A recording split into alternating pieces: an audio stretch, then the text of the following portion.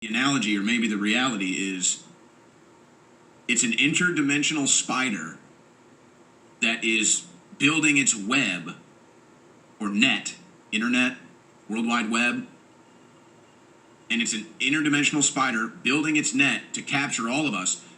And it's like the spider doesn't even respect us as prey. It builds its net and it just knows we're going to go into it to be eaten. But the spider doesn't want blood and guts; it wants souls. So the silver lining is, whatever this influence is, taking everything digital, this interdimensional spider catching everything in its net, we're going to have to build our own systems. We're going to have to build our own communities. We're going to have to get back to human behavior in our own way.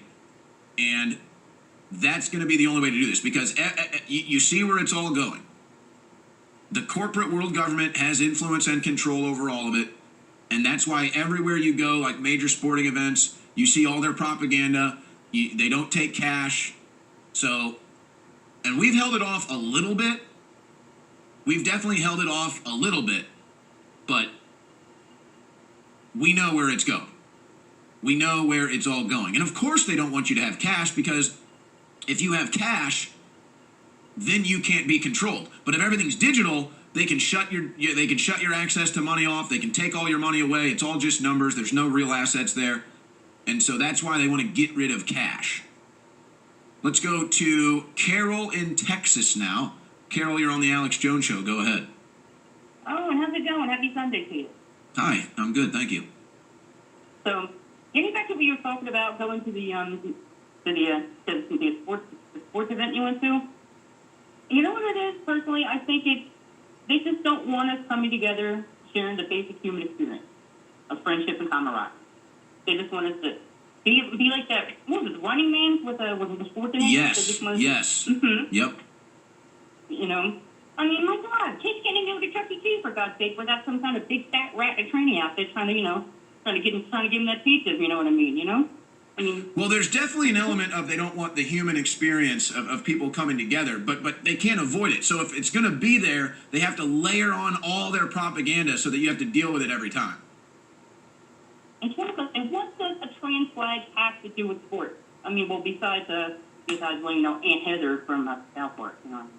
Like, can you imagine? I mean, I'm serious. Like, I'm walking into a ball game. I'm walking into the soccer game, and here's a COVID-19 vaccine tent, and then here's 30 gay flags waving, and I'm like, what the hell?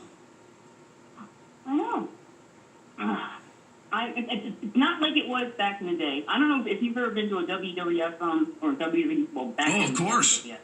Weren't they the best? It's like you could sneak up in the front. It's like you have general admission. You can like kind of sneak up and wave to the Rock and everything. And you know what? And you know what it was? You know what it was too? There was no political correctness. Now everything's got to be politically correct, and so in other words, everything has to suck. And it's like they can go back, and they're doing it now to like The Rock. The Rock used to make all kinds of racist jokes in the 90s. They all used to do racist jokes. It was hilarious. It was fun. Everybody had fun. The WWF was the most politically incorrect thing on television, and they had the top 3 rated shows in every market. And that's what made it great. And now when you bow to absurdity, that's what you get. You know? I mean, in my 51 years, well, this is my special day, by the way. I'm spending my birthday with my Info Warriors. So, wait, did you say today's your birthday? Mm-hmm. Oh, happy birthday. I can spend it with a better crowd, my Info Wars people, you know? Happy birthday, Carol. Oh, thank you. And also one more thing, I was in sleep on Friday when you were talking with that gentleman, his name escapes me.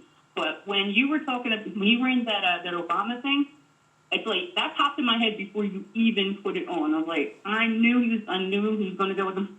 Okay, yeah. You're talking about in 2008 when Obama said we need to have the civilian law force bigger than the military, basically, and now that's what they're doing with the IRS.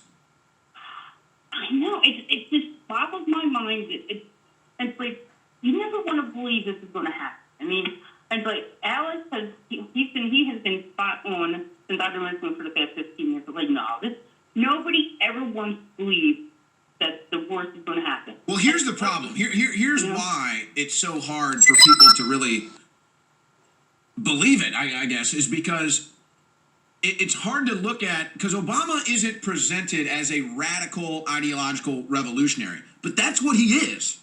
Barack Obama is a radical left-wing communist revolutionary who is intentionally, for 8 years as president and still afterwards, trying to sabotage America and sabotage our way of life. But see, Obama's presented as kind of, oh, you know, he's slick, he's cool, he's well-spoken, he's popular. No, he is a radical communist revolutionary. These people are radical communist revolutionaries. That's why they're expanding the. By the way, there's a couple other developing news stories that are getting over.